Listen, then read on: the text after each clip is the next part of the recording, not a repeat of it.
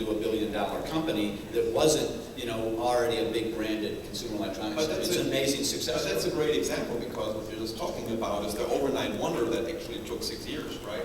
You're talking about teams who had like 6 years, 7 years of startups that failed, that went nowhere, or were different startups that were in a category that's intensely competitive. Absolutely, and then finally they had their breakthrough. It's not like, hey, here I am, I know nothing, and hey, I'm a big success tomorrow. So that's not how it works. But these days, the easiest way for a startup to get press is to get a post that says you raised money and everyone congratulates you. But that's inside the baseball, and I think that's why Series A, because you can get somebody like me to write a post like that. Oh, congratulations, you got $10 million. Customers don't pay attention to that. That's what I'm saying. Street So don't many pay people attention. feel like that is what success is.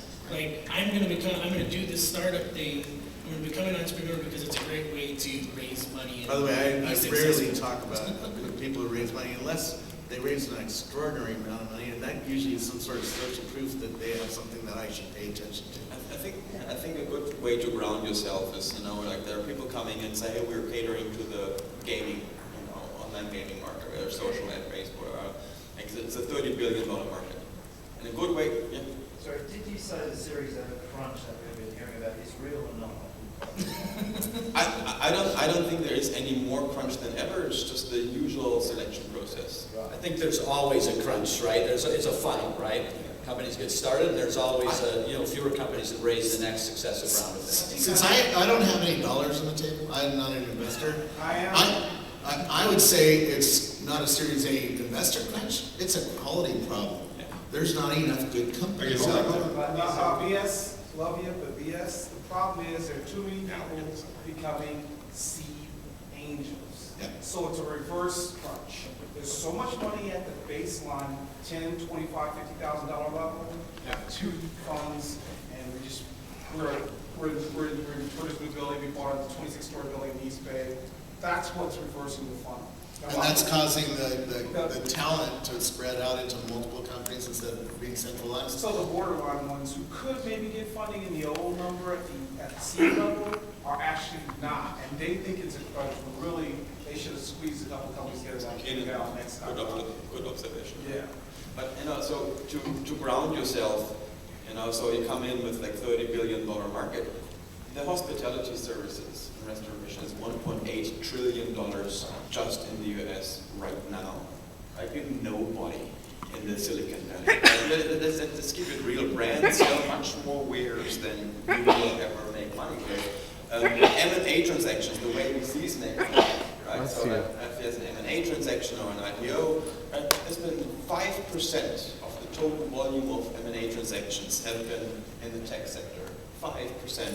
An average company, like a bakery, manufacturing, like any company in the US, spends about 12% on IT. 12%. So if you don't move anything, if you don't get something done, if you don't make the life and the world a better place, there's no place for you. This is not going to happen. You're going to have a short-term success, but in the end, it's all about keeping us alive, right, and breathing and better and delivering actual, tangible products. And if you can't do that, and if you don't contribute to that, it's probably doomed to fail at some point. Right, so now let's jump back a little bit. You've all hopefully had some time to either go to some press events or to wander at least part of the show hall. What's jumped out? I mean, obviously, Ultra HD is one of the big things, but that's the huge players, and whether that's relevant. iPhone cases is totally hot. If an iPhone case startup, stay in your seat. So what else? Better way to meet it, all right? There's one thing that jumped out at me is these new 3D sensors, Prime Sense and eMotion, and what it enables. And the car companies are thinking about, I could put a little Prime Sense sensor in my car and do things in the car. You can use it at home. Walmart is putting the Prime Sense sensor over your shopping area and doing shopping analytics on the shopping shelf. They can see that you pull a box of Cheerios off the shelf, and they can do things with displays right next to the Cheerios. Like, hey, you can buy 2 boxes for... You see some employee runs up and say, why'd you put it back? No, it won't be an employee. It'll be the sign. It'll say, like, Yeah. And it can prompt you if you. Yeah, get 10 cents discount if you actually do take it out now and don't put it back. Or you do that, and then it says, wait, if you get it, then we'll give you a discount. So, Anyways, the 3D sensors are interesting. We just walked the floor too. It's the screens are cool, but there's so much happening in sensors. Where lots of wearable computing, lots of healthcare innovations. Basis announced a couple weeks ago. Pebble announced their watch yesterday. They got $14 million right from Kickstarter. There's lots of sensor stuff happening that's enabling a lot of different things in cars, in healthcare, and other things. I think for me, what I observe here kind of year after year is mostly evolutionary, but I think it's, for me, interesting this year to see that a lot of the display and TV manufacturers are really starting to focus on things that will bring real tangible value and interaction, as opposed to the hype cycle around 3D TV in your home, which I think is a little bit less exciting in terms of engagement, and more now integrating the second and third screens that you want to use while you're interacting with your lean back experience. You kind of have a lean forward experience in your lap with one of these devices. And I think the OEMs are starting to get that, and I like the shift in their focus there. And car companies are doing the same thing. They're finally agreeing that it's not about the dashboard, it's about the mobile device that you're going to bring into the car. I mean, if you go, I have one more thing. If you go out now and look at the new generation of cars, and I'll plug the Tesla Motors and the Model S that they have out now, that is essentially a mobile device, and they are updating your vehicle every week or every month as needed, because it's like carrying iOS or Android in your palm. You're now carrying an operating system in your car, and it gives you all these great new features and functionality and performance that you can get on the fly as they develop. It just downloads autonomously, and you got a new vehicle every month. So I think the biggest innovations that I've seen are the ones that you haven't seen, that you don't see when you go to the booth. So we've seen the same watches and the same sensors for 3 years. I mean, Fitbit didn't change much, right? And so I know Fitbit. I'm a big fan. I had one on the hip. So This morning, by the way, right here, sitting here, we're a guy with two 1080p lenses on a string. It's going to go on glasses, right? So that's cool stuff. That's stuff that's going to make product. From the technology side, yes, but if you look at the broad consumer focus, right, we're talking mass market, it hasn't changed that much. What's really interesting is that the platforms behind these devices has changed massively. I mean, look at the platform that's behind Basis, the watch that measures that.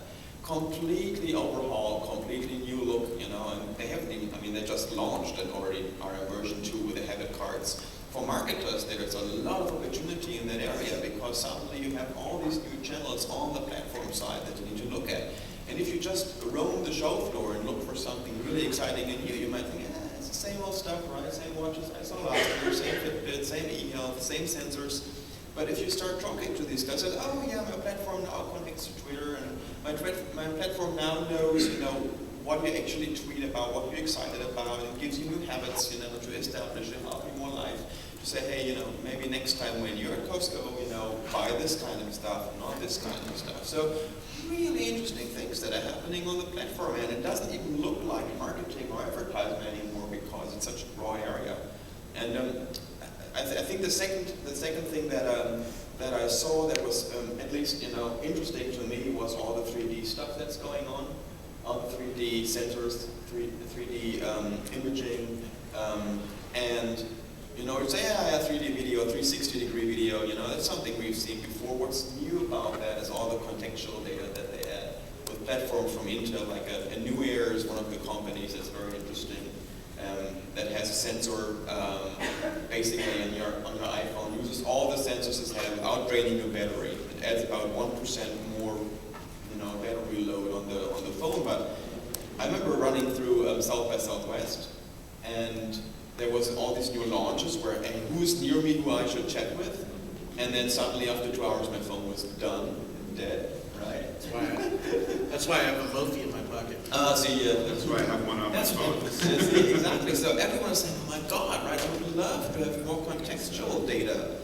but my phone, is empty. And so these kind of innovations you don't see anymore. They're platforms and enablers that enable you to do many more things that you as marketers thought would not be possible because, you would kill the phone basically. And that's really exciting for me because it opens a whole